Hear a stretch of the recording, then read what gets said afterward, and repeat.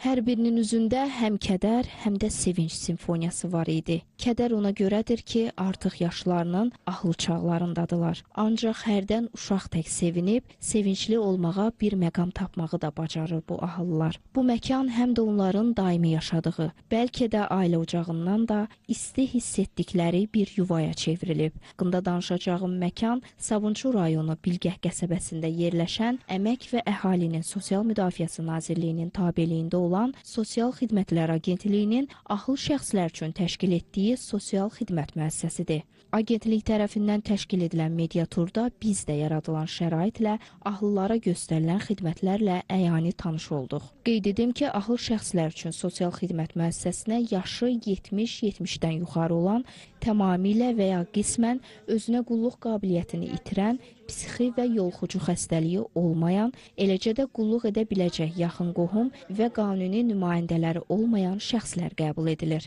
Burada ahıl şəxslərə stasionar formada sosial xidmətlər göstərilir. Onlarla reabilitasiya yönümlü sosial işlər aparılır. Həmçinin 5 mərtəbəli 170 yerlik əlavə korpusunun tikilərək istifadəyə verildiyi bu müəssisədə hazırda 230 ahıl şəxs daimi dövlət himayəsində yaşayır. Onlardan 119-u kişi, 111 isə qadındır. Müəssisənin ən yaşlı sakininin isə 92 yaşı var. Müəssisəmiz 2 korpusdan ibarətdir. Hər korpusda sakinlərimiz yaşayır və hər birinin öz otağı var.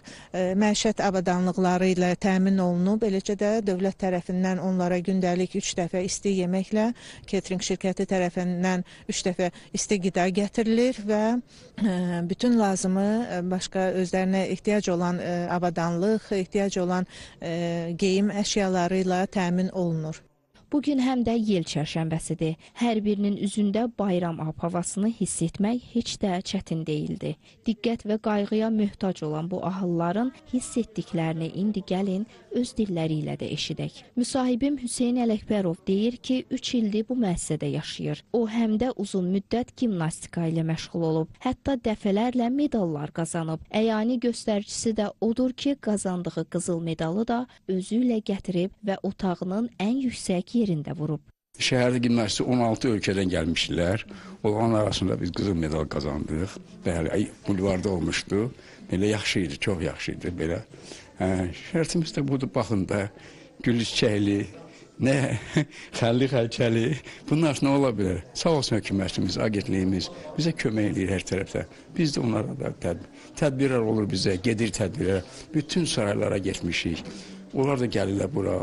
Çox yaxşı keçir, vaxtımız yaxşı keçir. Özümüzdən asılıdır. Gərək özün də biraz inisiativli olasan, tədbirə qoşulasan. Allah şükür Allaha bu günümüzə, şükür. Bu isə Zeynalova Tamaradır. O Rusiyalı olsa da Azərbaycanı ana vətəni hesab edir. Onun 87 yaşı var və 6 ildir bu müəssisədə yaşayır. İndi qarşıdan bayram gəlir, bugün də yel çərşənbəsidir. Hamısı поздравляют, konser de var, hamısı. O gün даже baş ağrıyor, ben geliyorum buna. Hamısı yaxşı adam, hamısı yaxşıdır. Baxır, даже bilirsən, aşkam yoktur. Было время, что 3 saat aşkam gəlir, baxır, necəsən? Rüxsarə Qasımovanın isə 76 yaşı var. Dediyinə görə həyatında çox çətinliklər görüb və özünü mənəvi yalnız hesab edib. Ancaq 2 ayda bu müəssisədə yaşayır. Onun həyat bucağı tamamilə dəyişib. Səhər durub mən gəzirəm 1 saat. Bu teritoriyanı gəzirəm 7-dən 8-əcən. Mən örgəşmişəm çox gəzməyə. Məktəbdə işləmişəm, zauç olmuşam 38 il. Sonra da gedib zavtrakımı eləyirəm. Sonra da baxıram da ya kitab oxuyuram, ya crossword eləyirəm. Baxıram da indi nə, ya da çıxıram bayıra biraz dükanazada elə-belə dəyirəm, gəzirəm özüm üçün belə. Müəssisədə olduğumuz bir müddətdə ahılların futbol oynadıqlarına da şahidlik etdik.